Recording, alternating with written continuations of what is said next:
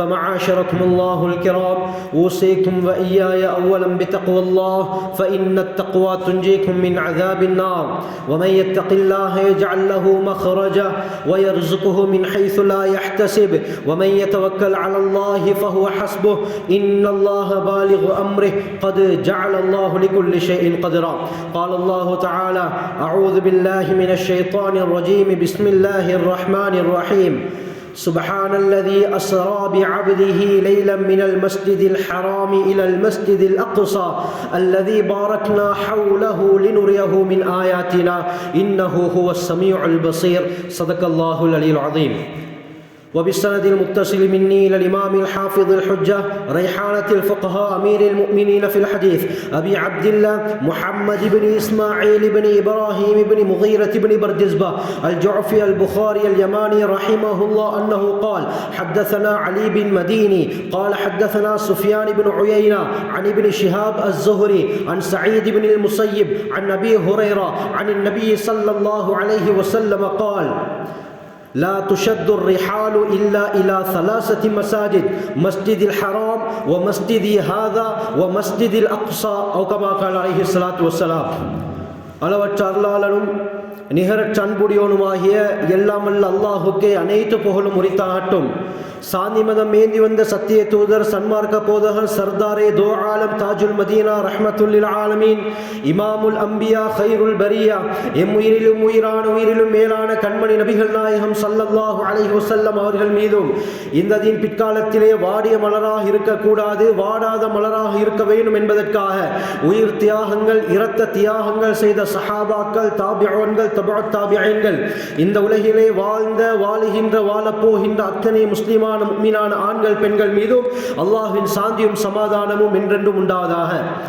புனிதமிக்க ஜுமாவுடைய நாளிலே இஅ்திகாஃபுடைய நியத்தில் வந்து அமர்ந்திருக்கும் அல்லாஹ்வின் நல்லடியார்களே, அல்லாஹ் சுப்ஹானஹு வ தஆலா தன்னுடைய வாழ்க்கையில் எந்த விடயங்களை எடுத்து நடக்கும்படி கூறியிருக்கிறானோ அவற்றை முடியுமான அளவு எடுத்து நடக்கும்படியும், எவற்றை விட்டு விலகி ஒதுங்கி தவிர்ந்திருக்குமாறு கூறியிருக்கிறானோ அவற்றை விட்டு முற்றுமுழுதாக தவிர்ந்து கொள்ளுமாறும் முதலில் எனக்கும் அப்பால் உங்களுக்கும் தக்வாவை கொண்ட நல்லுபதேசம் செய்கிறேன், ஞாபகம் ஊட்டிக் கொள்கிறேன். அருமையானவர்களே, பயங்கரமான ஒரு காலத்திலே நாம் வாழ்ந்து கொண்டிருக்கிறோம். உலகத்துடைய நிலைப்பாடுகளை பார்க்கும் பொழுது மறுமை நாளுடைய விளிம்பு என்று தான் நாம் சொல்ல முடியும். உலக அழிவுடைய விளிம்பில் நாம் வாழ்ந்து கொண்டிருக்கிறோம். அந்த அளவுக்கு 1400 வருடங்களுக்கு முன்னால முஹம்மது ஸல்லல்லாஹு அலைஹி வஸல்லம் அவர்கள் சொன்ன எல்லா விடயங்களும் அச்சு பிசகாமல் அப்படியே நடந்து கொண்டிருக்கிறது. முஸ்னத் அஹ்மதுடைய ரிவாயத் வருது, ஸல்லல்லாஹு அலைஹி வஸல்லம் சொன்னார்கள்: இதா ஃபஸத அஹ்லு ஷாம், ஷாம் வாசிகள் வீணடிக்கப்பட்டு விட்டார்கள் என்றால், ஷாம் வாசிகளுக்கு அநியாயங்கள் நடக்கும் என்றிருந்தால், ஃபலா கைர ஃபீக்கும், உங்களுக்கு எந்த நலவும் கிடையாது என்று நபி அவங்க சொன்னாங்க. அருமையானவர்களே, ஹதீஸ்ல ஸல்லல்லாஹு அலைஹி வஸல்லம் ஷாம் என்று பல ரிவாயத்துகளிலே பாவித்திருக்கிறார்கள். நபி அவர்களுடைய காலத்திலே இருந்த ஷாம் தற்காலத்திலே 4 நாடுகளாக பிரிந்திருக்கிறது.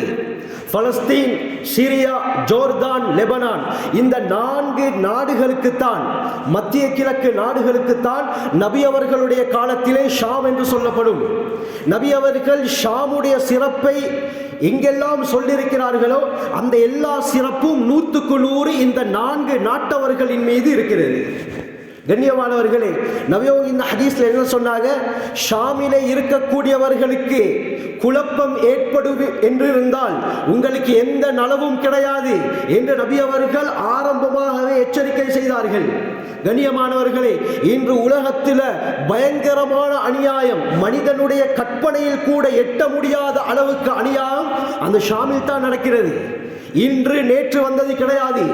பல வருடங்களாக இந்த மத்திய கிழக்குக்காக வேண்டி பெரும் யுத்தங்கள், அநியாயங்கள் நடந்து கொண்டிருக்கிறது. கண்ணியமானவர்களே, நாம் ஒவ்வொரு நாளும் செய்திகளை பார்த்து கொண்டிருக்கிறோம். எந்த அளவுக்கு நம்முடைய உள்ளங்கள் எல்லாம் வெடிக்கிறது, உள்ளங்கள் எல்லாம் சுக்கு நூறாக மாறுகிறது. சிறு சிறு குழந்தைகள், ஒன்றுமறியாத குழந்தைகள், கண்ணியமானவர்களே, அநியாயமாக சாப்பாடு இல்லாமல் கொல்லப்பட்டு கொண்டிருக்கிறார்கள்.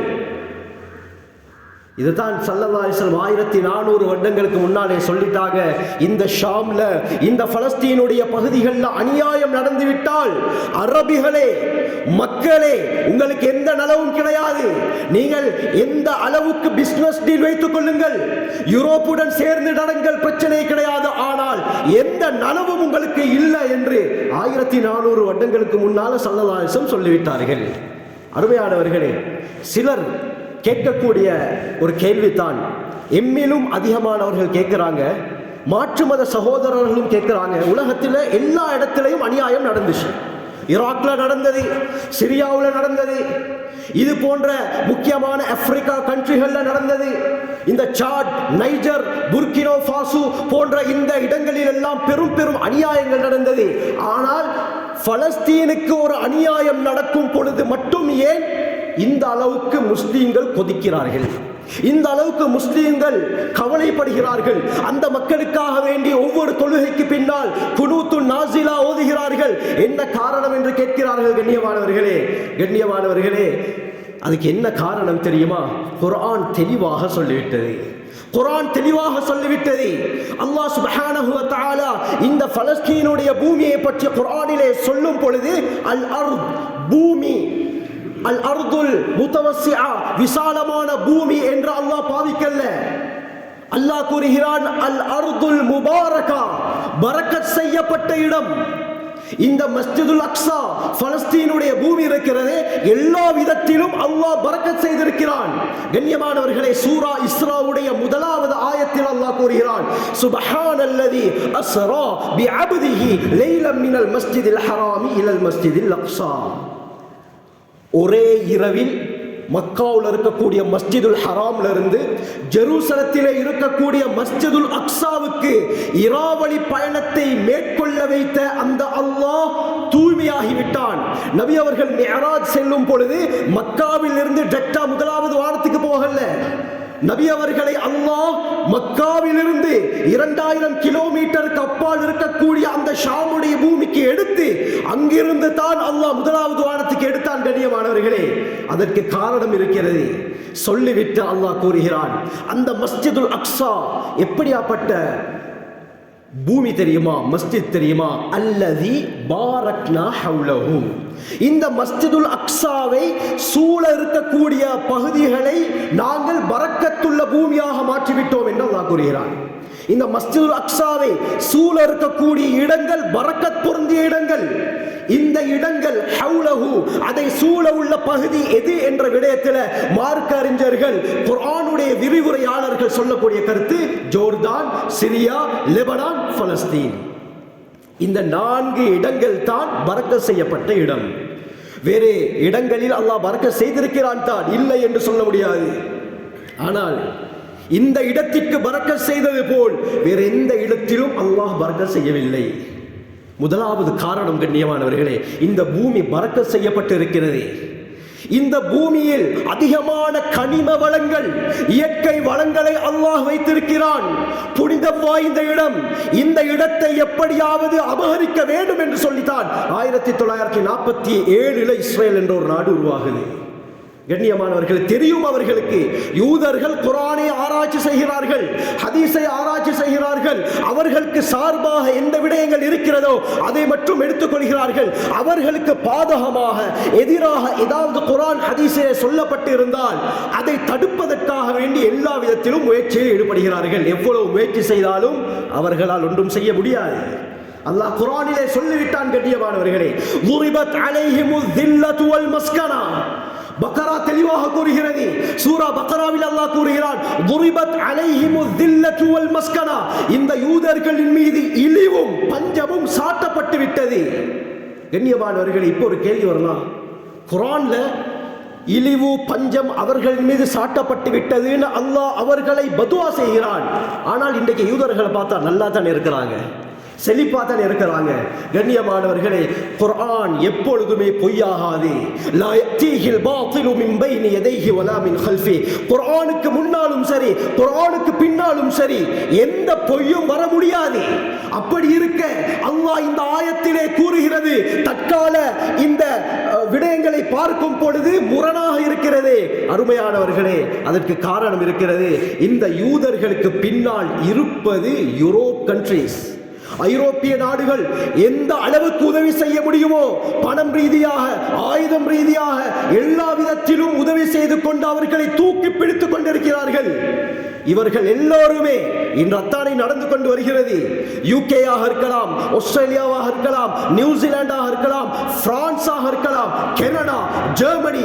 ஆரம்பத்தில் யூதர்களுக்கு முழு மூச்சாக உதவி செய்தவர்கள் இன்று எதிராக மாறியிருக்கிறார்கள். குர்ஆன் ஆயத் உண்மையாகிக் கொண்டு வருகிறது. இனிமேல் உங்களுக்கு நாங்கள் எந்த உதவிகளையும் செய்ய மாட்டோம், நீங்கள் அநியாயமாக இனப்படுகொலை செய்கிறீர்கள் என்று அவர்களுக்கே விளங்கிவிட்டது. இன்று முழு உலகமும் இந்த யூதர்களுக்கு எதிராக மாறியிருக்கிறது கண்ணியமானவர்களே. ஆனால் முக்கியமான ஒரு நாடு மட்டும் இன்னும் தூக்கி பிடித்துக் கொண்டிருக்கிறது. அந்த நாடும் விட்டுவிட்டால் குர்ஆன் ஆயத்து உண்மையாகிவிடும். ஆக அல்லாஹ் சொல்வது பொய்யாகாது கண்ணியமானவர்களே. வெளிரங்கத்திலே இந்த சோசியல் மீடியாவை எடுத்தால் அவர்கள் கைவசம் தான் இருக்கிறது. அவர்கள் எதை நியூஸாக போட வேண்டும் என்று விரும்புகிறாரோ அது தான் நியூஸாக வருது. அவர்களுக்கு ஏற்பட்ட அந்த சிக்கல், அந்த பாதகம், அந்த தாக்குதல்கள் வெளியில மாறுதில்லை. கண்ணியமானவர்களே, குர்ஆன் பொய்யாகாது. ஆக இந்த பூமிக்கு அல்லாஹ் குர்ஆனிலே சொல்லப்பட்ட பேர் அல் அர்துல் முபாரகா, பரக்கத் செய்யப்பட்ட பூமி. இன்னொரு ஆயத்தில் அல்லாஹ் கூறுகிறான் சூரா மாஇதா, அல் அர்துல் முகத்தஸா, பரிசுத்தப்படுத்தப்பட்ட பூமி. அல்லாஹ் இந்த ஷாமுடைய இடங்களை பரிசுத்தப்படுத்தி வைத்திருக்கிறான். எந்த அளவுக்கு நான் கண்ணியமானவர்களே, முஸ்னத் அஹ்மத் திர்மிதியுடைய ரிவாயத் வருது. ஸைத் இப்னு சாபித் ரலியல்லாஹு அன்ஹு அறிவிக்கிறாங்க, ஒரு நாள் ஸல்லல்லாஹு அலைஹி வஸல்லம் சஹாபாக்களை பார்த்து தூபா லிஷாம், ஷாமுக்கு சுப செய்தி உண்டாகட்டும், நன்மாராயம் உண்டாகட்டும் என்று சொன்னார்கள். ஷாம் என்று சொன்னால் அந்த 4 நாடு வரும். உடனே சஹாபாக்கள் கேட்டார்கள், பி ஐயி ذلك யா ரசூலல்லாஹ், எதன் காரணமாக இந்த ஷாமுக்கு நன்மாராயம் சொல்லப்படுகிறது, எதற்காக வேண்டி நீங்கள் சுப செய்தி சொல்கிறீர்கள்? ஸல்லல்லாஹு அலைஹி வஸல்லம் சொன்ன வார்த்தை என்ன தெரியுமா? லிஅன்ன மலாயிகத்தர் ரஹ்மான் பாசிதத்துன் அஜ்னிஹதஹா அலைஹா. அல்லாஹு அக்பர். அல்லாஹ் என்று கூட நபி அவங்க சொல்லல, பாசிதத்தர் ரஹ்மான், இரக்கமுள்ள அல்லாஹ் என்ற வார்த்தையை பாவிச்சாங்க. சும்மா அல்லாஹ்னு சொல்லல, அளவற்ற அருளாளன், அடியார்களோடு ரொம்ப இரக்கம் வைத்திருக்கக்கூடிய அல்லாஹ்வுடைய மலக்குமார்கள் பாசிதத்துன் அஜ்னிஹதஹா அலைஹா, அந்த ஷாமுடைய பூமிக்கு மேலால் தன்னுடைய இறக்கைகளை விரித்து வைத்துக் கொண்டிருக்கிறார்கள் என்றார் ஸல்லல்லாஹு அலைஹி வஸல்லம். இதனால தான் நான் ஷாமுக்கு நற்செய்தி உண்டாகட்டும் என்று சொன்னேன். ரஹ்மத்துடைய மலாயிகாமார்கள் ஷாமை பாதுகாக்கிறாங்க கண்ணியமானவர்களே. அல்லாஹு அக்பர். தொடர்ந்து ஸல்லல்லாஹு அலைஹி வஸல்லம் சொன்னாங்க, முஸ்னத் அஹ்மதுடைய ரிவாயத், நான் தூங்கிக் கொண்டிருந்த சந்தர்ப்பத்தில் மேலால் ஒளியால் ஆன ஒரு தூண், ரஅய்து உமூதம் மின் நூரின், ஒளியால் ஆன ஒரு தூண் என்னை தாண்டி சென்றது. அந்த தூண் என்னை தாண்டி எங்கே செல்கிறது என்று நான் பார்த்து கொண்டே இருந்தேன். ஹத்தா ஸ்தகர்ர பிஷாம், நபி அவங்க சொன்னாங்க, ஷாமுடைய பூமியிலே அந்த தூண் போயிட்டு அப்படியே உறுதியாக நின்றது. சொல்லிவிட்டு சொன்னார்கள், இதற்கு என்ன விளக்கம் தெரியுமா? அலா, மக்களை அறிந்து கொள்ளுங்கள்.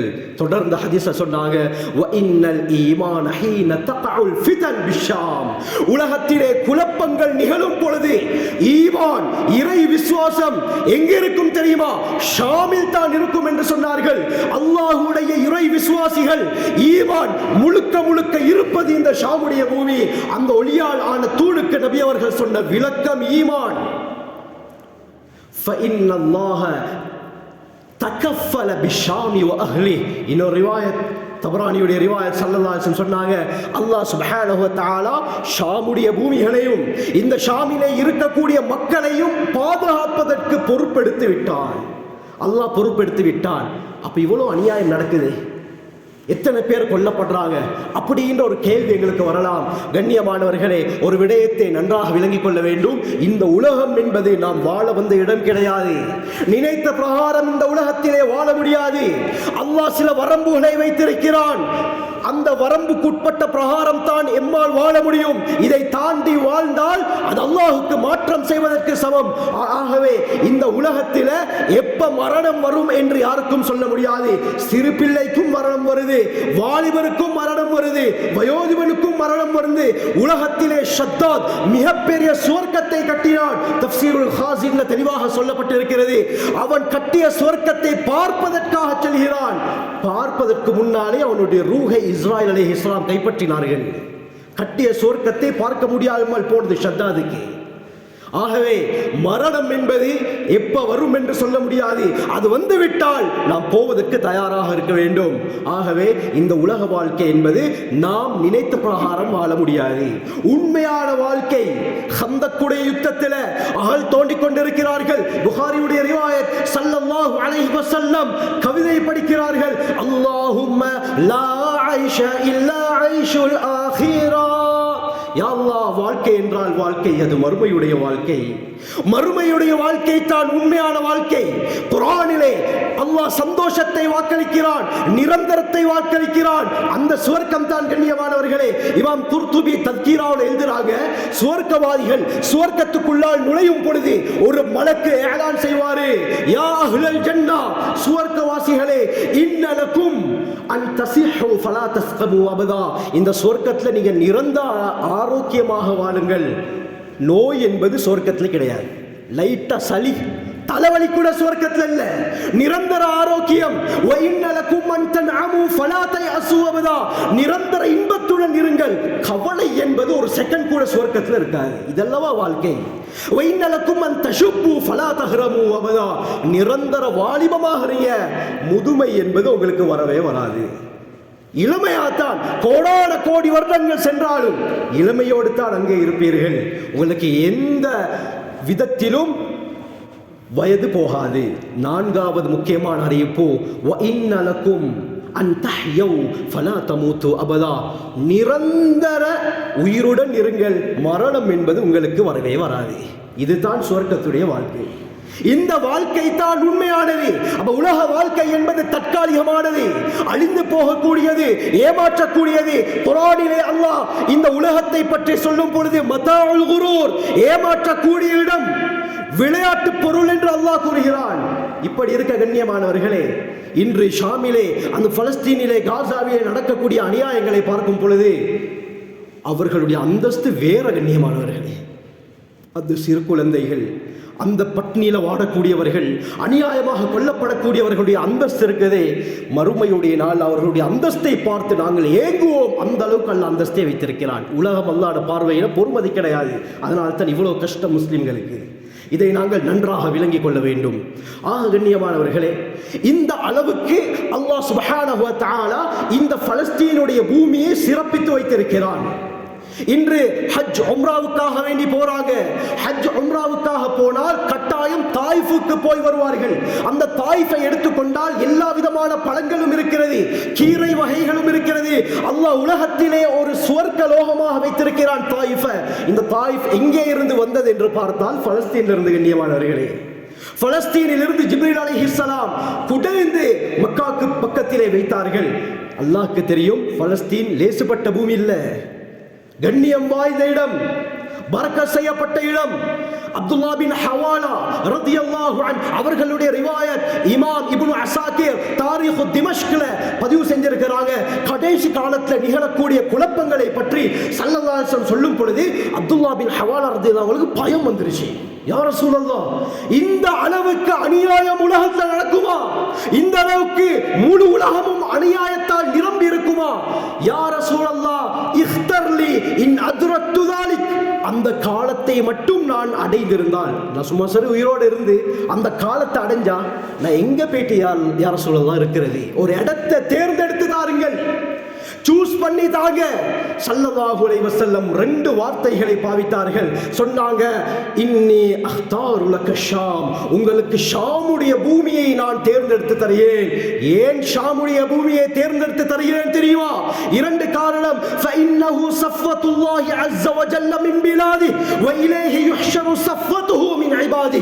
அல்லாஹு அக்பர். நபி அவங்க சொன்னாங்க, உலகத்தில் அல்லாஹ் மிக மிக தேர்ந்தெடுத்த ஊர் அந்த ஷாமுடைய பூமி.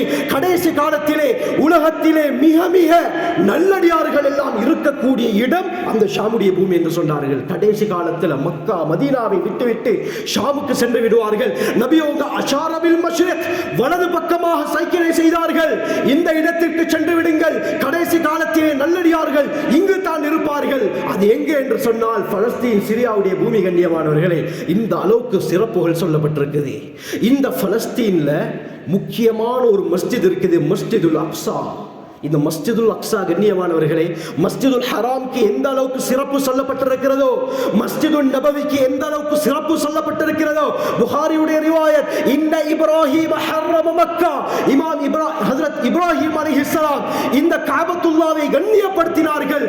நான் வஹர்ரம்துல் மதீனா, இந்த மதீனா முனவ்வராவை நான் கண்ணியப்படுத்துகிறேன். ஹஜ்ரத் தாவூத் சுலைமான் அலைஹிஸ்ஸலாம் ஜெருசலத்திலே இருக்கக்கூடிய மஸ்ஜிதுல் அக்ஸாவை கண்ணியப்படுத்தினார்கள். 3 மஸ்ஜிதுகளுக்கும் சிறப்புகள் சொல்லப்படுது. 2 ரக்காத்துகள் தொழுதால் ஒரு ரக்காத்துக்கு 1,00,000 நன்மை மக்காவுல. இதே மதீனாவில் தொழுதால் 50,000 நன்மை. மஸ்ஜிதுல் அக்ஸாவில் தொழுதால் 25,000 நன்மைகளை அல்லாஹ் கொடுக்கிறான். ஆரம்பத்தில் புகாரியுடைய ரிவாயத், ஜாபிர் இப்னு சமுரா ரலியல்லாஹு அன்ஹு அறிவிக்கிறாங்க, ஸல்லல்லாஹு அலைஹி வஸல்லம் 17 அல்லது 18 மாதங்கள், அப்படின்னா 1.5 வருடங்கள் ஜெருசலத்தில் இருக்கக்கூடிய மஸ்ஜிதுல் அக்ஸாவை தான் கிப்லாவாக முன்னோக்கி தொழுது கொண்டிருந்தார்கள்.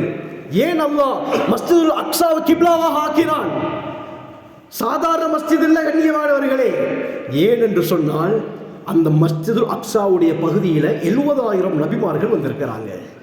ஒருத்தர் 2 பேர் இல்ல, 70,000 நபிமார்கள் வாழ்ந்த இடம் இந்த மஸ்ஜிதுல் அக்ஸாவுடைய பகுதி.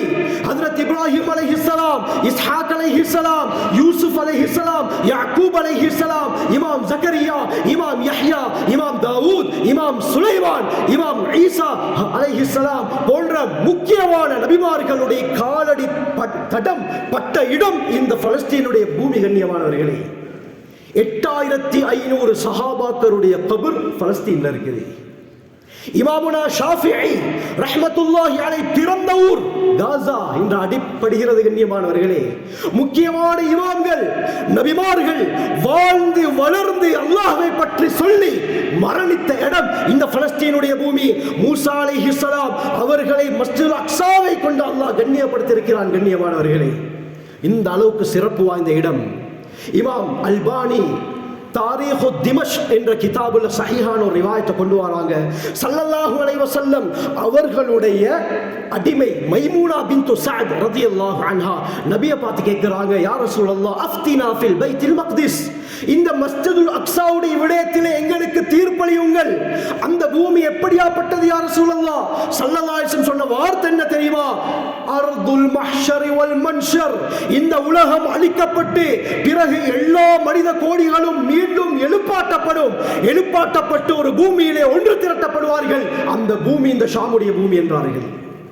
அர்துல் மஹ்ஷர், மஹ்ஷர் மைதானம், மஸ்ஜிதுல் அக்ஸாவுடைய பூமி, இந்த பலஸ்தீனுடைய பூமி. கண்ணியமானவர்களே, இன்று நாசமாக்கப்பட்டு கொண்டிருக்கிறது. எல்லாமே திட்டமிட்ட அல்லாஹ்வுடைய ஏற்பாடு. இது நடக்கும் என்று நபி அவர்கள் 1400 வருடங்களுக்கு முன்னால் சொன்னார்கள். அமரானு பைத்துல் மக்திஸ் ஹராபு யஸ்ரிப், அபூ தாவூதுடைய ரிவாயத். இந்த மஸ்ஜிதுல் அக்ஸா பிறகு கட்டப்படும். இந்த மஸ்ஜிதுல் அக்ஸா அழகான முறையிலே கட்டப்பட்டதற்கு பிறகு மதீனா பாலடைந்து விடும் என்று நபி அவங்க சொன்னாங்க. எல்லா மக்களும் ஷாமை நோக்கி வர ஆரம்பிப்பார்கள்.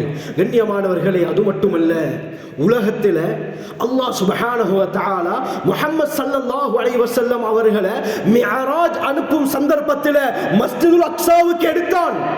2000 கிலோமீட்டருக்கு அப்பால் இருந்த இந்த பலஸ்தீனுடைய மஸ்ஜிதுல் அக்ஸாவுக்குள்ளால நபி அவர்கள் நுழைந்தார்கள். சஹீஹ் முஸ்லிமுடைய ரிவாயத். அனஸ் ரலியல்லாஹு அன்ஹு சொல்றாங்க, நபி அவர்களை கண்ணியப்படுத்துவதற்காக ஒட்டுமொத்த நபிமார்களையும் அல்லாஹ் திரும்ப உயிர்ப்பித்தான். சஹீஹ் முஸ்லிமுடைய தெளிவான சஹீஹான ஹதீஸ். ரூஹ் மட்டும் வந்து தொழல்ல.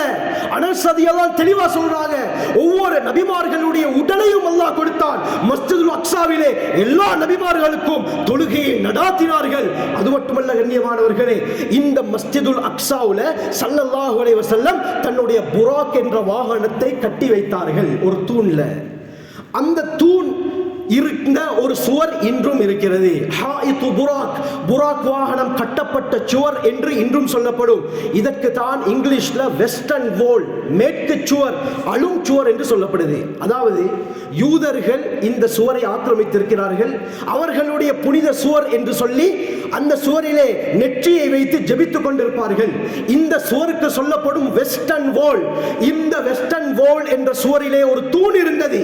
அந்த தூணில் தான் நபி அவங்க புராக் வாகனத்தை கட்டிவிட்டு சென்றார்கள். அருமையானவர்கள், எங்களுக்கு தெரியும், ஆரம்பமாக மஸ்ஜிதுல் ஹராம கட்டினது மலக்குமார்கள். இது கட்டி 40 வருடங்களுக்கு பிறகு, புகாரியுடைய ரிவாயத், மஸ்ஜிதுல் ஹராம் கட்டப்பட்டு 40 வருடங்களுக்கு பிறகு மஸ்ஜிதுல் அக்ஸா கட்டப்பட்டது. முதலாவதாக மஸ்ஜிதுல் அக்ஸாவை கட்டியதும் மலக்குமார்கள் தான். அதற்கு பிறகு காலம் செல்ல செல்ல தாவூத் அலைஹிஸ்ஸலாம் அவர்களுடைய காலத்திலே இந்த மஸ்ஜிதுல் அக்ஸா புனல் நிர்மாணம் செய்யப்பட்டது, விசாலப்படுத்தப்பட்டது. தாவூத் அலைஹிஸ்ஸலாத்துடைய வஃபாத் ஏற்படுது. அவர்களுடைய மகன் சுலைமான் அலைஹிஸ்ஸலாம் ஜின்களை வைத்து இந்த மஸ்ஜிதுல் அக்ஸாவை தெளிவாக கட்டி முடிக்கிறார். சூரா சபா இதை பற்றி தெளிவாக பேசுகிறது.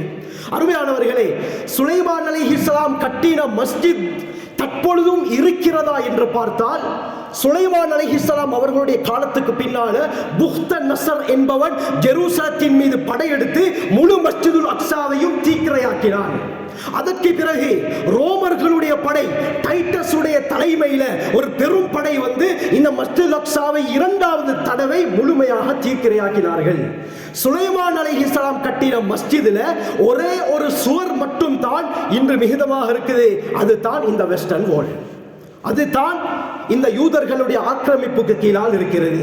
இந்த சுவர்ல தான் ஸல்லல்லாஹு அலைஹி வஸல்லம் புராக் என்ற வாகனத்தை கட்டிவிட்டு சென்றார்கள். கண்ணியமானவர்களே, இந்த மஸ்ஜிதுல் அக்ஸா உடைய விடயத்தில் ஸல்லல்லாஹு அலைஹி வஸல்லம் சொன்னாங்க, இது முஸ்லிம்கள் வெற்றி கொள்ளப்படுவது மறுமை நாளுடைய அடையாளம்.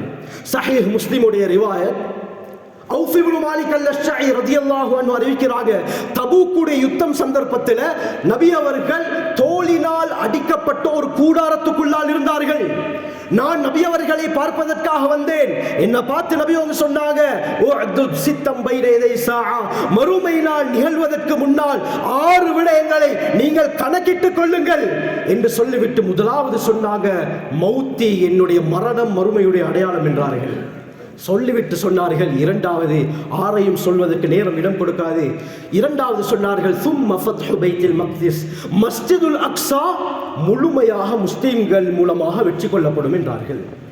அருமையானவர்களே, இஸ்லாத்துடைய வரலாற்றை எடுத்து பார்க்கும் பொழுது இமாம் இப்னு கஸீர் அல் பிதாயா வன் நிஹாயா, இமாம் இப்னு ஹல்தூன் தங்களுடைய தாரிக்ல பதிவு செஞ்சிருக்கிறாங்க, முழு இஸ்லாமிய வரலாற்றில் 2 தடவைகள் இந்த மஸ்ஜிதுல் அக்ஸா முழுமையாக முஸ்லிம்கள் மூலமாக வெற்றி கொள்ளப்பட்டிருக்குது. முதலாவது எப்ப? உமர் பின் ஹத்தாப் ரலியல்லாஹு அன்ஹு அவர்களுடைய ஆட்சி காலத்தில் ஹிஜ்ரி 16வது வருடம். இமாம் இப்னு கஸீர் அல் பிதாயாவில் தெளிவாக கூறுகிறார்கள். இதே போல துக்தூர் உமர் அப்துல் காஃபி அவர்கள் தங்களுடைய கிதாபிலே இதை முழுமையாக கொண்டு வராங்க. அபூபக்கர் சித்திக் ரலியல்லாஹு அன்ஹு அவர்கள் 2 வருஷம் உலகத்தில் ஆட்சி செய்தார்கள். அவர்களுடைய ஆட்சி காலத்தில் ஹாலித் இப்னு வலீத் ரலியல்லாஹு அன்ஹு அவர்களுடைய தலைமையில் ஈராக்ல யுத்தங்கள் நடந்தது. ஈராக்குடைய பகுதிகள் எல்லாம் வெற்றி கொண்டார்கள். பிறகு வஃபாத் ஏற்படுது. உமர் பின் ஹத்தாப் ரலியல்லாஹு அன்ஹு அவர்கள் 2வது கலீஃபாவாக பதவி நியமனம் பெறாங்க. உமர் ரலியல்லாஹு அன்ஹு அவர்கள் பதவிக்கு வந்து முதலாவது செய்த வேலை ஹாலித் இப்னு வலீத் ரலியல்லாஹு அவர்களை தலைமை பதவியிலிருந்து நீக்கிவிட்டு அபூ உபைதா ஆமிர் பின் ஜர்ராஹ் ரலியல்லாஹு அவர்களை படை தளபதியாக ஆக்குறாங்க. இந்த சந்தர்ப்பத்தில் கண்ணியமானவர்களே, இந்த விடயத்தோடு என் குத்துபாவை முடித்துக் கொள்கிறேன். அந்த காலத்தில் மல்டி பவர் வல்லரசு நாடு எதுனா ரோமும் பாரசீகமும். ரோம்னு சொன்னால் இத்தாலி ஈராக்குடைய பகுதி எல்லாம் வரும். பாரசீகம் சொன்னால் ஈரானுடைய பகுதி. அபூபக்கர் சித்திக் ரலியல்லாஹு ஆட்சி காலத்தில் ரோம்ல தான் யுத்தம் நடந்து கொண்டிருந்தது. இதனால பாரசீகர்கள், அதாவது நெருப்பு வணங்கிகள், இவர்களுடைய அரசன் கிஸ்ரா பின் ஹுர்முஸ், இவன் என்ன செஞ்சான்? ரோம கைப்பற்றுறதுன்றது லேசில்ல, பெரும் ஒரு இடம்.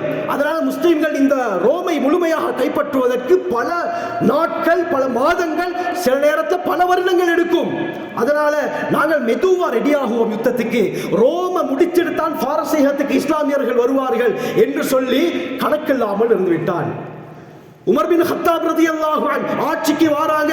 அபூ உபைதா ஆமிர் பின் ஜர்ராஹ் ரலியல்லாஹு அன்ஹு அவர்களை படை தளபதியாக நியமித்து விட்டு அடுத்த லெட்டர் போகுது, ரோமில் இருந்த எல்லா படையையும் பாரசீகத்துக்கு திருப்புங்கள். ரோம் அப்படியே விட்டுருங்க, பாரசீகத்தை முடித்து விட்டு ரோமுக்கு வாருங்கள். கண்ணியமானவர்களை, குறுகிய காலத்தில் முழு பாரசீகமும் இஸ்லாத்துடைய கட்டுப்பாட்டு கீழால் வந்தது. உமர் பின் கத்தாப் ரலியல்லாஹு ஒரு தூர நோக்கி.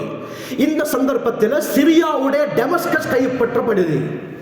அபூ உபைதா ஆமிர் பின் ஜர்ராஹ் ரலியல்லாஹு அன்ஹு டெமஸ்கஸை கைப்பற்றி இருக்கிறார்கள். டெமஸ்கஸ்க்கு அடுத்தது பலஸ்தீன். அந்த காலத்தில் நசாராக்களுடைய கைவசம் இருந்தது, பாதிரிகளுடைய கைவசம் இந்த மஸ்ஜிதுல் அக்ஸா முழுமையாக இருந்தது. இந்த சந்தர்ப்பத்தில் அபூ உபைதா ரலியல்லாஹு அன்ஹு ஒரு லெட்டர் எழுதுறாங்க அந்த மஸ்ஜிதுல் அக்ஸாவுடைய பாதிரிமார்களுக்கு. இப்படித்தான் இந்த இடத்தை நாங்கள் கைப்பற்ற வந்திருக்கிறோம், நீங்கள் விரும்பினால் இஸ்லாத்தை ஏற்றுக்கொள்ளுங்கள், அப்படி இல்லாவிட்டால் எங்களுக்கு கீழால் டெக்ஸ் அடிப்படையில் வாழுங்க, அதுக்கும் முடியாவிட்டால் எங்களோடு யுத்தம் செய்யுங்கள். இதுதான் 3 நிபந்தனைகள் நபி அவர்களுடைய யுத்த முறை இது. ஆனால் கண்ணியமானவர்களை, இந்த 3க்கும் அவர்கள் ஒத்துக்கொள்ளல. நீங்கள் எது வேண்டுமானாலும் செய்து கொள்ளுங்கள், நாங்கள் வரமாட்டோம். இந்த மஸ்ஜிதுல் அக்ஸாவுடைய பகுதிக்கு அந்த காலத்தில் ஈலியா என்று சொல்லப்பட்டது. பிறகு அபூ உபைதா ரலியல்லாஹு அன்ஹு என்ன செய்றாங்க, ஸைத் இப்னு சாபித் ரலியல்லாஹு அவர்களை திமிஷ்குக்கு பொறுப்பாக ஆக்கிவிட்டு பெரும் படையுடன் ஈலியாவை நோக்கி போகிறார்கள். மஸ்ஜிதுல் அக்ஸாவை 4 மாதங்கள் முற்றுகையிடுறாங்க. கடைசியில ஏலாமல் அந்த பாதிரிகள் உடன்படிக்கை அடிப்படையில் மஸ்ஜிதுல் அக்ஸாவை முஸ்லிம்களுக்கு கொடுப்பதற்கு முன் வந்தார்கள். கண்ணியமானவர்களே, இது எப்ப நடக்குது? கிறிஸ்துக்கு பின் 637 அக்டோபர் 18 ஹிஜ்ரி 16 ரமலான் மாதம் 13ஆம் தேதி நடக்குது. கண்ணியமானவர்களே, பிறகு என்ன நடக்குதுன்னு சொன்னால், அபூ உபைதா ரலியல்லாஹு அன்ஹு மஸ்ஜிதுல் அக்ஸாவுடைய சாவியை எங்களுக்கு தாருங்கள் என்று கேட்டதும் அந்த ஃபாதிரிகள், தக்கியானூஸ் என்ற தலைமை ஃபாதிரி சொன்னார், உங்களுக்கு நாங்கள் இந்த சாவியை கொடுக்க மாட்டோம். இஸ்லாத்துடைய கலீஃபா உமர் பின் கத்தாப் ரலியல்லாஹு அன்ஹு நேரா வந்தா மட்டும் தான் இந்த சாவியை ஒப்படைப்போம், உங்களிடத்திலே நாங்கள் கொடுக்க மாட்டோம் என்றார்கள். அபூ உபைதா ரலியல்லாஹு லெட்டர் எழுதுறாங்க உமர் ரலியல்லாஹு அன்ஹுக்கு. மதீனாவுக்கு லெட்டர் வருது, ஆலோசனை சபையை கூட்டுகிறார்கள். இப்படி ஒரு விடயம் வந்திருக்கிறது, என்ன செய்ய? உஸ்மான் ரலியல்லாஹு அன்ஹு சொன்னார்கள், அமீருல் முஃமினீன், நீங்க போக வேணாம், நீங்க போனால் உங்களுடைய கண்ணியம் சீப்பாகிரும், மக்கள் உங்களை தரம் குறைவாக நினைத்து விடுவார்கள். ஆகவே அபூ உபைதாவை அனுப்பி சாவியை கைப்பற்ற சொல்லுங்கள். அலி ரலியல்லாஹு அன்ஹு சொன்னாங்க, கண்ணியமானவர்களே, அமீருல் முஃமினீன், இது முக்கியமான ஒரு தருணம், அந்த கிறிஸ்தவ ஃபாதிர்கள் எல்லாம் உங்களை பார்ப்பதற்கு இருக்கிறார்கள், நீங்க போனால் நல்லா இருக்கும். அலி ரலியல்லாஹு அன்ஹு அவர்களுடைய மஷூராவை முடிவாக எடுத்து உமர் ரலியல்லாஹு அன்ஹு அவர்கள் மஸ்ஜிதுல் அக்ஸாவுக்கு செல்ல ஆரம்பிக்கிறார்கள். கண்ணியமானவர்களே, கண்ணீர் வரக்கூடிய ஒரு வரலாறு. உலகத்திலே இப்படி ஒரு தலைவர் 22.5 சதுர லட்சம் கிலோமீட்டரை ஆட்சி செய்தவர், உலகத்தில் 2/3 பங்கை ஆட்சி செய்த உமர் பின் கத்தாப் ரலியல்லாஹு அன்ஹு மஸ்ஜிதுல் அக்ஸாவுக்கு எப்படி சென்றார்கள் தெரியுமா? ஒரே ஒரு கழுதை, ஒரு அடிமையை கூட்டிக் கொண்டு வானாக செல்வோம். ஒரு ஸ்டேட்டுடைய மினிஸ்டர் வருவதாக இருந்தால் ஒரு கிழமைக்கு முன்னாலே ஃபுல் செக்கிங். யாராவது இருக்கிறாங்களா, சந்தேகத்துக்கு விதமான பொருட்கள் இருக்குதா, ஃபுல் ராணுவத்தை போட்டு செக்கிங் செய்வார்கள். ஆனால் 3/2 பங்கு ஆட்சி செய்த உமர் பின் கத்தாப் ரலியல்லாஹு அன்ஹு எந்த ஒரு செக்கினையும் செய்ய விடல, யாரையும் கூட்டிட்டு போகல. ஒரே ஒரு கழுதை, அந்த கழுதையில அடிமையையும் கூட்டிக் கொண்டு செல்றாங்க. அந்த அடிமையை பார்த்து சொன்னாங்க, நான் கழுதையின் மீது வருகிறேன், குர்ஆன் ஆயத்தை ஓதிக்கொண்டு வருகிறேன். இன்னொரு ரிவாயத்தில் வருது, சூரா யாசீனை நான் ஓதிக்கொண்டு வருகிறேன். அந்த சூரா முடிஞ்சோட நான் இறங்கிடுவேன், நீ கழுதையில ஏறு, நீ இந்த குர்ஆன் ஆயத்தை ஓதிக்கொண்டு வா, அது முடிஞ்சோட நீ இறங்கு, நான் ஏறுகிறேன் என்று இப்படி டர்ன் போட்டு போட்டு கண்ணியமானவர்களே மஸ்ஜிதுல் அக்ஸா வரை செல்கிறார்கள். எந்த அளவுக்கு சொன்னால், கடைசியில மஸ்ஜிதுல் அக்ஸாவுடைய பார்டர் வருது. இந்த உமர் பின் கத்தாப் ரலியல்லாஹு அன்ஹு யார் என்று பார்ப்பதற்காக அந்த ஃபாதிரிமார்கள் எல்லாம் குதுஸுடைய பார்டர்ல வந்து எதிர்பார்த்து கொண்டிருக்கிறார்கள். மிகப்பெரிய சாம்ராஜ்யம் உமர் பின் கத்தாப் ரலியல்லாஹு அன்ஹு. ஆகவே அவர் வருவதாக இருந்தால் இந்த அளவுக்கு கம்பீரமாக வருவார், பார்ப்பதற்கு இருக்கிறார்கள். கண்ணியமானவர்களே, தூரத்தில் ஃபாதிரிமார்கள் இருக்கிறாங்க, பார்டர் வருது. அந்த பார்டருடைய சந்தர்ப்பம் டர்ன் யார் என்று சொன்னால் அடிமை கழுதையில ஏறணும், உமர் ரலியல்லாஹு அன்ஹு பூமியில இருக்கணும். உடனே அடிமை சொன்னாரு, அமீருல் முஃமினீன் பாருங்க, முன்னுக்கு உங்களை வரவேற்க பார்த்து கொண்டிருக்கிறாங்க. இந்த சந்தர்ப்பத்தில் நான் கழுதைக்கு மேலால ஏறி வருவது சரியில்லை, நீங்கள் தான் வர வேண்டும், இல்லாவிட்டால் உங்களை குறையாக பார்ப்பார்கள். ஆகவே என்ற டேனையும் உங்களுக்கு விட்டு தருகிறேன் அமீருல் முஃமினீன், நீங்க ஏறி வாங்க. உமர் பின் கத்தாப் ரலியல்லாஹு அன்ஹு என்ன சொன்னாங்க? நீ சொல்றதும் சரிதான், டக்கு இறங்கு, நான் ஏறேன்னு சொன்னாங்களா? இல்ல கண்ணியமானவர்களே, சொன்ன வார்த்தை அல்லாஹு அக்பர். நான் உன்னுடைய வார்த்தைக்கு கட்டுப்பட்டு நான் உன்னுடைய டேனையும் எடுத்து இந்த கழுதைக்கு மேலால் ஏறி வந்தால் மறுமையுடைய நாள்ல யா அல்லாஹ் என்ற டேனையும் உமர் அபகரித்து கொண்டார் என்று அல்லாஹ்விடத்திலே நீ சொன்னால் நான் என்ன பதில் சொல்வேன்? எனக்கு பதில் தெரியாது. ஆகவே நீ கழுதையில் ஏறி வா, நான் டர்ன் அடிப்படையில் பூமியில வாரேன். அல்லாஹு அக்பர். செல்கிறார்கள். முன்னால சகதி தண்ணீர் நிகழ்ந்து மழை பெய்து அந்த இடமே சகதியாக இருக்குது. உமர் ரலியல்லாஹு அன்ஹு என்ன செய்யறாங்க? தன்னுடைய 2 செருப்புகளை கமுக்கட்டில் வைத்துக் கொண்டு அந்த கழுதையுடைய கடிவாளத்தை ஒரு கையிலே பிடித்து ஜுப்பாவை தூக்கி கொண்டு போர்டரை கடக்கிறாங்க. இந்த விடயத்தை பார்த்ததும் அபூ உபைதா ரலியல்லாஹு அன்ஹு ஓடோடி வந்து சொன்னாங்க, அமீருல் முஃமினீன், என்ன கோலம் இது? இப்படியாப்பட்ட ஃபாதிர்கள் எல்லாம் உங்களை வரவேற்க தயாராக இருக்கிறாங்க. ஒரு அரபிய குதிரையில நல்ல ஆடை அணிந்து நல்ல ஃபோர்ஸோட வந்திருந்தா எவ்வளவு நல்லா இருந்திருக்கும். சொன்ன வார்த்தை என்ன தெரியுமா? உமர் பின் கத்தாப் ரலியல்லாஹு அன்ஹு அபூ உபைதா ரலியல்லாஹு அன்ஹு உமர் ரலியல்லாஹு ரொம்ப பிடிக்கும், இரக்கம் வைத்திருந்தார்கள். அதனால சொன்னார்கள், லவ் யகுல் தா கைரிக யா அபா உபைதா. அல் பிதாயாவுடைய இந்த வார்த்தை தெளிவாக வருகிறது. லவ் யகுல் தா கைரிக யா அபா உபைதா, அபூ உபைதாவே நீ இல்லாமல் வேறு யாராவது இந்த வார்த்தையை சொல்லி இருந்தால் லஜஅல்துஹு நகாலன் லி உம்மத்தி முஹம்மதின் ஸல்லல்லாஹு அலைஹி வஸல்லம், நபி அவர்களுடைய இந்த உம்மத் விளங்கும்படியான ஒரு பாடத்தை உனக்கு நான் கற்றுக் கொடுத்திருப்பேன். நாங்க யாரு? இன்னா குன்னா அதல்ல கௌமின், தங்க எழுத்துக்களால் பொறிக்கப்படக்கூடிய வார்த்தை சொன்னார்கள். இன்னா குன்னா அதல்ல கௌமின், நாங்கள் இந்த உலகத்திலே கேடு கெட்ட சமுதாயத்தினராக வாழ்ந்து கொண்டிருந்தோம். ஃபஅஅஸனல்லாஹு பில் இஸ்லாம், இஸ்லாத்தை கொண்டு அல்லாஹ் எங்களை கண்ணியப்படுத்தினான். ஃபமஹ்மா தத்லுபுல் இஸ்ஸத லிகைரி, இஸ்லாம் அல்லாமல் வேற ஏதாவது ஒரு வழியின் மூலமாக நீ கண்ணியத்தை தேட விரும்பினால் யுஸில்லுகுமுல்லாஹ், அல்லாஹ் உன்னை கேவலமாக்கி விடுவான் என்றார்கள் உமர் பின் கத்தாப் ரலியல்லாஹு அன்ஹு. இதை சொல்லிவிட்டு போறாங்க. அந்த ஃபாதிரிகளுடைய தலைவர் என்ன செய்யறாரு? தக்கியானூஸ் ஓடோடி வந்து சாவியை உமர் ரலியல்லாஹு அன்ஹு கையில கொடுத்தாரு. கண்ணியமானவர், இதற்கு முன்னால உமர் ரலியல்லாஹு அன்ஹு கண்டதும் இல்லை, பார்த்ததும் இல்லை, போட்டோவும் இல்லை, அடையாளமும் தெரியாது. இப்படி இருக்க எப்படி கொடுத்தார்? உமர் ரலியல்லாஹு அன்ஹு கேட்டாங்க, எனக்கு இதற்கு முன்னால் நீ என்னை பார்த்தது கிடையாது, அப்படி இருக்க என்னிடத்திலே இந்த சாவியை கொண்டு வந்து கொடுத்ததற்கு என்ன காரணம்? அந்த ஃபாதிரி சொன்னார், என்ன தெரியுமா? எங்களுடைய வேத புத்தகத்திலே மஸ்ஜிதுல் அக்ஸா யாரின் மூலமாக வெற்றி கொள்ளப்படுமோ அவருடைய 3 அடையாளங்கள் சொல்லப்பட்டிருக்கிறது. துக்தூர் உமர் அப்துல் காஃபி இந்த விடயத்தை தெளிவாக தங்களுடைய கிதாபில் எழுதுகிறார்கள். கண்ணியமானவர்களே, முதலாவது என்ன தெரியுமா? யம்ஷி வஹாதிமுஹு ராகிபுன். அல்லாஹு அக்பர். யம்ஷி மாஷியா வஹாதிமுஹு ராகிபுன். முதலாவது அடையாளம், இந்த மஸ்ஜிதுல் அக்ஸாவை வெற்றி கொள்பவர் நடந்து வருவார், அவருடைய பணிவிடையாளர் வாகனத்தில் வருவார். முதலாவது அடையாளம் ஒத்து போனது. இரண்டாவது, அவர் வரும் பொழுது செருப்பை கமக்கட்டிலே வைத்துக் கொண்டு ஆடையை தூக்கி கொண்டு வருவார். இந்த இடத்திலே சேர் சகதி இருந்தது, நீங்கள் செய்தீர்கள், அந்த அடையாளமும் ஒத்து போனது. மூன்றாவது, இந்த மஸ்ஜிதுல் அக்ஸாவை யார் வெற்றி கொள்வாரோ அவருடைய ஆடையில் 17 இடத்திலே ருக்அத்தன் பெட்ச் போடப்பட்டிருக்கும். நான் எண்ணி பார்த்தேன், 17 பெட்ச் அவருடைய ஜுப்பாவில் இருந்தது என்றார்கள். நியமானவர்களே, இதனால தான் நீங்கள் உண்மையான உமர் பின் கத்தாப் ரலியல்லாஹு என்று சொல்லி இந்த சாவியை கொடுத்தோம் என்று அந்த ஃபாதிரிகள் கண்ணியப்படுத்தினார்கள். பிறகு மஸ்ஜிதுல் அக்ஸா வெற்றி கொள்ளப்படுது.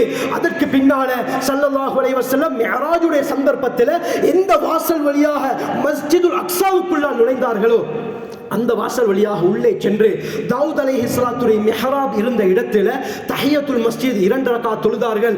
அடுத்த நாள் சுபஹ் தொழுகையில முதலாவது ரக்காத்ல சூரா சாதும் இரண்டாவது ரக்காத்ல சூரா இஸ்ராவையும் உமர் ரலியல்லாஹு அன்ஹு ஓதி தொழுகையை நடாத்தி மஸ்ஜிதுக்கு நெருக்கமாக இருந்த ஒரு இடத்தை சுத்தம் செய்து அந்த இடத்தில் ஒரு மஸ்ஜிதை கட்டுகிறார்கள்.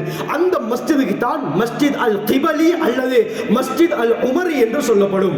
அதாவது மஸ்ஜிதுல் அக்ஸாவுடைய அந்த போட்டோவை பார்த்தால் கருப்பு நிறத்தில் ஒரு குப்பா இருக்கும். அதிகமானவர்கள் நினைக்கிறது இதுதான் மஸ்ஜிதுல் அக்ஸா என்று. கண்ணியமானவர்களே, மஸ்ஜிதுல் அக்ஸா என்பது இந்த கருப்பு நிற குப்பாவுடைய மஸ்ஜிதும் கிடையாது, அதற்கு பக்கத்திலே இருக்கக்கூடிய அந்த கோல்ட் கலர் குப்பா இருக்கக்கூடிய மஸ்ஜிதும் கிடையாது. இதெல்லாம் மஸ்ஜிதுல் அக்ஸாவுடைய வளாகத்தில் இருக்கக்கூடிய 2 மஸ்ஜிதுகள். அந்த கோல்ட் கலர் குப்பா உள்ள மஸ்ஜிதுக்கு டோம் ஆஃப் தி ராக் என்று சொல்வார்கள். இது கட்டப்பட்டது ஹிஜ்ரி 66ல உமையாக்களுடைய ஆட்சியாளர் வலீத் இப்னு அப்துல் மலிக்குடைய ஆட்சி காலத்தில் ஹிஜ்ரி 66ல இருந்து 72 வரை யஸீத் இப்னு சல்லாம், அபு ரஜா, ஹைவா பின் கிந்தி என்ற 2 இன்ஜினியர்ஸ் மார்களை வைத்து கட்டப்பட்டது. இந்த இடத்திலே மஸ்ஜித் கட்டப்பட்டதுடைய காரணம் என்ன? அந்த கோல்ட் கலர் குப்பாவுக்கு கீழால பெரும் ஒரு பாறாங்கல் இருக்குது. குப்பத்து சஹ்ரா என்ற அரபியிலே சொல்லப்படும். நபி அவர்கள் நபிமார்களுக்கு தொழுகையை நடாத்திவிட்டு மிஅராஜ் செல்லும் பொழுது அந்த கட்பாறையிலே ஏறித்தான் வானத்துக்கு சென்றார்கள். அதற்கு அடையாளமாகத்தான் இந்த மஸ்ஜித் ஹிஜ்ரி 66ல கட்டப்பட்டது. ஆனால் மற்ற மஸ்ஜித் உமர் ரலியல்லாஹு அவர்கள் ஹிஜ்ரி 16லே கட்டினார்கள். இந்த மஸ்ஜித் தான் மஸ்ஜிதுல் கிபலி, அதாவது கிப்லாவுக்கு நெருக்கமாக இந்த மஸ்ஜித் இருப்பதன் காரணமாக இந்த பெயர் அதற்கு சொல்லப்படுகிறது. அருமையானவர்களே, இந்த மஸ்ஜிதுல் கிபலியில் தான் தற்பொழுது ஜும்மாவுடைய தொழுகையும் தொழ வைக்கப்படுகிறது. மஸ்ஜிதுல் அக்ஸா என்பது இந்த 2 மஸ்ஜிதுகள் மட்டும் கிடையாது. 1,44,000 ஸ்கொயர் மீட்டர் அளவுள்ள பெரும் பரப்பளவு தான் மஸ்ஜிதுல் அக்ஸா. இதற்குள்ளான 200க்கு மேற்பட்ட இஸ்லாமிய சின்னங்கள் இருக்கிறது. இந்த சின்னங்களில் முக்கியமான 2 தான் இந்த குப்பத்து சஹ்ரா என்ற மஸ்ஜிதும் அதற்கு அங்கால் இருக்கக்கூடிய மஸ்ஜிதுல் கிபலி என்ற மஸ்ஜித். இதை கட்டியது உமர் பின் கத்தாப் ரலியல்லாஹு அன்ஹு. உமர் ரலியல்லாஹு அவர்கள் கட்டியதற்கு பிறகு ஹிஜ்ரி 705வது வருடம் மர்வான் இப்னு அப்துல் மலிக்கும் வலீத் இப்னு அப்துல் மலிக்கும் சேர்ந்து, அப்துல் மலிக் இப்னு மர்வானும் வலீத் இப்னு அப்துல் மலிக்கும் சேர்ந்து இந்த மஸ்ஜிதை பிரமாண்டமாக கட்டினார்கள் 40 வருடங்களாக. அதற்கு பிறகு பூமி எதிர்ச்சி ஏற்பட்டது. பூமி எதிர்ச்சி ஏற்பட்டு இந்த மஸ்ஜித் முழுமையாக தகர்க்கப்பட்டது. அதற்கு பின்னால கிறிஸ்துக்கு பின் 754வது வருடம் அப்பாசியன்களுடைய ஆட்சியாளர் அபு ஜாஃபர் அபு மன்சூர் ரஹ்மத்துல்லாஹி அலைஹி இந்த மஸ்ஜிதை மீண்டும் கட்டினார். அதற்கு பிறகும் இந்த பகுதியிலே வெள்ளம் இதே போல பூமி எதிர்ச்சி ஏற்பட்டது. அதற்கு பிறகு ஃபாத்திமியுன்களுடைய ஆட்சியாளர் இஅஸாஸுத்தீன் தாஹிருல்லாஹ் என்று சொல்லக்கூடிய கலீஃபா கிறிஸ்துக்கு பின் 1033வது வருடம் இந்த மஸ்ஜிதுல் கிபலியை பெரிதாக கட்டினார். அவர் கட்டிய அமைப்பு பிரகாரம் தான் இன்றும் இருக்கிறது. ஆகவே இது மஸ்ஜிதுல் அக்ஸாவுடைய 2 மஸ்ஜிதுகள். முழு மஸ்ஜிதுல் அக்ஸா இது கிடையாது கண்ணியமானவர்களே. ஆகவே முதல் தடவை உமர் பின் கத்தாப் ரலியல்லாஹு அன்ஹு ஆட்சி காலத்தில் ஹிஜ்ரி 16 ரமலான் பிறை 13லே வெற்றி கொள்ளப்பட்டது. இதே போல 2வது தடவை கிறிஸ்துக்கு பின் 1187 ஹிஜ்ரி 583வது வருடம் அய்யூபியன்களுடைய முக்கியமான ஆட்சியாளர் சுல்தான் சலாஹுத்தீன் அய்யூபி சிலுவை யுத்தத்தின் மூலமாக இந்த மஸ்ஜிதுல் அக்ஸாவை முழுமையாக வெற்றி கொண்டார். 3வது தடவை இந்த மஸ்ஜிதுல் அக்ஸா முழுமையாக வெற்றி கொள்ளப்படுவது மறுமை நாளுடைய அடையாளம். கண்ணியமானவர்களே, அந்த சந்தர்ப்பத்தில் சஹீஹ் முஸ்லிமுடைய ரிவாயத், முஸ்லிம்களுக்கும் யூதர்களுக்கும் பெரும் யுத்தம் ஏற்படும். முஸ்லிம்களுடைய தாக்குதலை பயந்து கல்லுக்கு பின்னால் மரத்துக்கு பின்னால் யூதர்கள் மறைந்து கொள்வார்கள். அந்த சந்தர்ப்பத்தில் அந்த கல்லும் மரமும் பேசும், யா முஸ்லிம் யா அப்துல்லாஹ் ஹாதா யஹூதியுன் கல்ஃபி தஆல் ஃபக்துலுஹு ஃபக்துலுஹு. அல்லாஹ்வுடைய அடியானே, முஸ்லிமான அடியானே, இதோ எனக்கு பின்னால் ஒரு யூதன் மறைந்திருக்கிறான், அவனை வந்து கொன்றுவிடு என்று கல்லு மரம் பேசும் என்று சொன்னார்கள். இல்லல் கர்கத், கர்கத் என்ற ஒரு மரத்தை தவிர ஃபஇன்னஹு ஷஜரத்தும் மின் யஹூத், இது யூதர்களுடைய மரம் என்றார்கள் ஸல்லல்லாஹு அலைஹி வஸல்லம். இன்றைய காலத்தை எடுத்துக்கொண்டால் இந்த ஹதீஸின் மூலமாக இந்த யூதர்கள் எந்த அளவுக்கு நம்பிக்கை வைத்திருக்கிறார்கள் என்றால் இதுவரைக்கும் இஸ்ரேலுடைய போர்டர்ல 100 மில்லியன் மரங்கள் நாட்டப்பட்டிருக்கிறது. தமிழ்ல இதுக்கு சேமை கருவேலை மரத்துடைய ஒரு வகை என்று சொல்வார்கள். முள் இருக்கக்கூடிய மரம்.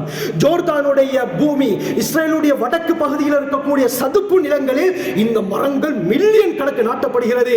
ஒவ்வொரு வருஷமும் அரசாங்கத்திலிருந்து இந்த மரத்தை நடுவதற்காக நிதியும் ஒதுக்கப்படுது என்று சொன்னா நபி அவர்கள் மீது எந்த அளவுக்கு ஹதீஸின் மீது நம்பிக்கை என்று பாருங்கள். என்ன நடந்தாலும் முஸ்லீம்கள் வெற்றி கொள்வது உறுதி. கண்ணியமானவர்களே, ஆகவே இந்த அளவுக்கு சிறப்பு வாய்ந்தது தான் இந்த மஸ்ஜிதுல் அக்ஸா. இந்த மஸ்ஜிதுல் அக்ஸாவை நாம் விட்டுக் கொடுக்க முடியாது. கஅபா எங்களுடைய இதயத்தை போல, மதீனா நம்முடைய இதயத்தை போல, மஸ்ஜிதுல் அக்ஸா நம்முடைய இதயத்தை போல. கண்ணியமானவர்களே, ஆகவே இந்த பகுதியிலே வாழக்கூடிய மக்களுக்கு எம்மால் என்ன உதவி செய்ய முடியும்? ஒவ்வொரு தொழுகைக்கு பின்னால் அவர்களுக்காக துஆ செய்வோம்.